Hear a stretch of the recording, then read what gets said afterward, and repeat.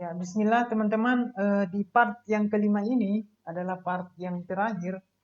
Saya akan memberikan sedikit contoh, ya, studi kasus tentang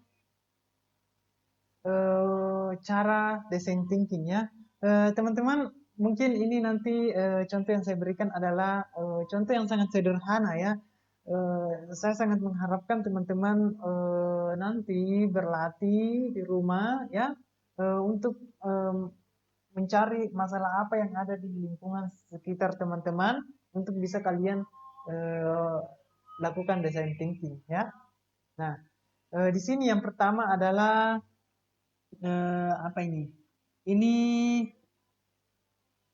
eh, dia merancang sebuah ide untuk pembangkit listrik tenaga matahari, ya. Jadi advertise-nya itu dia bilang beberapa daerah di Indonesia ada yang belum mendapatkan listrik, ya. Itu masalahnya. Terus yang kedua, borosnya pemakaian listrik di kota.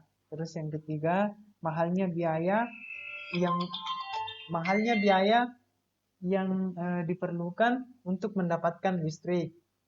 Terus define-nya dia mendefinisikan masalah itu bahwa pengembangan energi panas matahari menjadi energi listrik yang mudah didapatkan dan terjangkau harganya. Nah, kemudian idenya di sini dia yang pertama menggantikan energi panas matahari menjadi energi listrik untuk menyalakan lampu dalam rumah. Nah, terus yang kedua, eh, menyediakan lampu di dalam rumah yang bersumber dari energi listrik, bersumber dari energi panas matahari. Nah, seperti ini dia ada prototipenya, ya. Dia buatkan prototipe seperti ini, ya. Jadi ada panel surya, kemudian panel surya ini nanti dihubungkan dengan eh, perangkat yang bisa mengubah dari energi surya, energi matahari menjadi energi listrik yang bisa digunakan untuk menyalakan lampu, ya. Jadi teman-teman, ini contoh design thinking yang mungkin bagi teman-teman cukup sederhana. Nah, teman-teman nanti bisa eh, memikirkan, ya, design thinking seperti apa yang masalah apa seperti apa yang ada di sekitar teman-teman. Terus yang kedua, ada juga makanan, ya. Di sini dia melihat bahwa dia berempati bahwa ingin membuat gado-gado yang disajikan secara unik serta mudah dikonsumsi dan dapat dimakan dengan oleh vegetarian yang ingin berimprovisasi terhadap makanannya, ya. Ya, seperti ini, ya. Umumnya gado-gado itu disajikan seperti ini di piring, tapi dengan melakukan design thinking dia eh, membuat seperti ini jadi unik, ya, dan mudah untuk dikonsumsi, ya. Terus design thinking juga dari makanan ada, ya, empek-empek dari ikan tenggiri, ya, yang selama ini empek-empek yang kita lihat bentuknya biasa-biasa saja, tapi dia membuat empek-empek model kapal selam, ya. Selain bentuknya yang unik, dia juga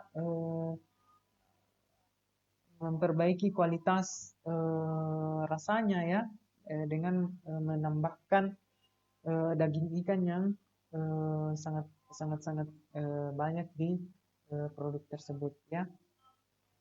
Terus ada juga dari pakaian, ya.